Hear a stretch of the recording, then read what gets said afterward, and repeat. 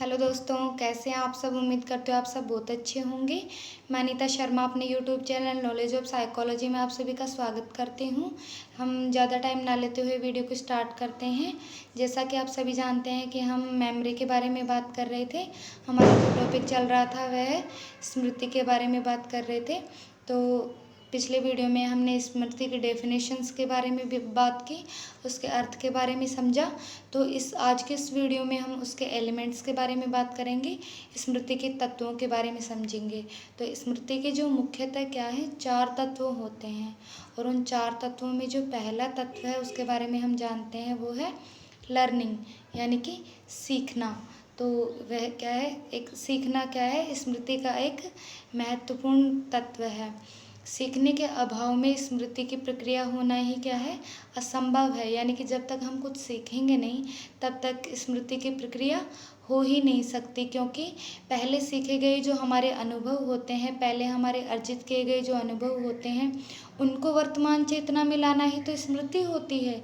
इसलिए जब तक हम कोई अनुभव नहीं सीखेंगे, अनुभव अर्जित नहीं करेंगे, कुछ सीखेंगे नहीं, तब तक स्मृति की प्रक्रिया नहीं हो सकती। तो सीखना क्या है, लर्निंग क्या है, स्मृति का एक महत्वपूर्ण एलिमेंट है, महत्वपूर्ण तत्व है। तो इसका जो नेक्स्ट तत्व है, नेक्स्ट एलिमेंट है, वह क्या है, रिटेंशन, यानी कि धारणा।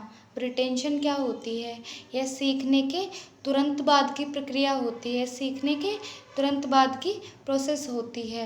यानी कि जब हम किसी विषय को सीखते हैं तो उसके जो स्मृति चिन्ह क्या होते हैं, हमारे मस्तिष्क में अंकित हो जाते हैं, हमारे मस्तिष्क में संग्रहित हो जाते हैं। और जो हमारे मस्तिष्क में वो अनुभव हैं, हमारे द्वारा अर्जित किए गए अनुभव हैं, वह जब मस्तिष्क में संग्रहित हो जाते हैं तो उसी को हम क्या कहेंगे, रिटेंशन कहेंगे, उसी को क्या कहेंगे, धारणा कहेंगे। और जब ये जो सीखे गए अनुभव है, जिसने जितने अच्छी तरीके से सीखे होते हैं, उसकी स्मृति उतनी ही क्या होती है, प्रबल होती है, उसकी स्मृति उतनी ही ज़्यादा अच्छी होती है। जो ये धारणा की शक्ति होती है वह क्या होती है, सब में अलग अलग अलग होती है, सभी लोगों में अलग अलग होती है।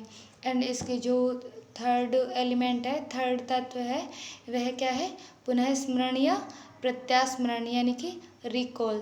यानी कि इसको हम समझते हैं कि पूर्व में सीखे गए जो अनुभव होते हैं, हमारे पूर्व में अर्जित किए गए जो अनुभव होते हैं, उनको पुनः स्मरण करना ही क्या है, यानी कि दोबारा उनको याद करना ही क्या है, प्रत्यास्मरण है, यानी कि रिकॉल है। यानी कि मान लीजिए जो भी हम अनुभव अर्जित करते हैं, जो भी हम अनुभव सीखते हैं, हम कुछ भी सीखते हैं तो उसको क्या है, हम दोबारा जब याद करते हैं, दोबारा उसका स्मरण करते हैं, तो क्या है, हमारे स्मृति पटल पर क्या है, वो एक चित्र सा बन जाता है और उसी को हम क्या कहेंगे, पुनः स्मरण या प्रत्यास्मरण या फिर रिकॉल कहेंगे।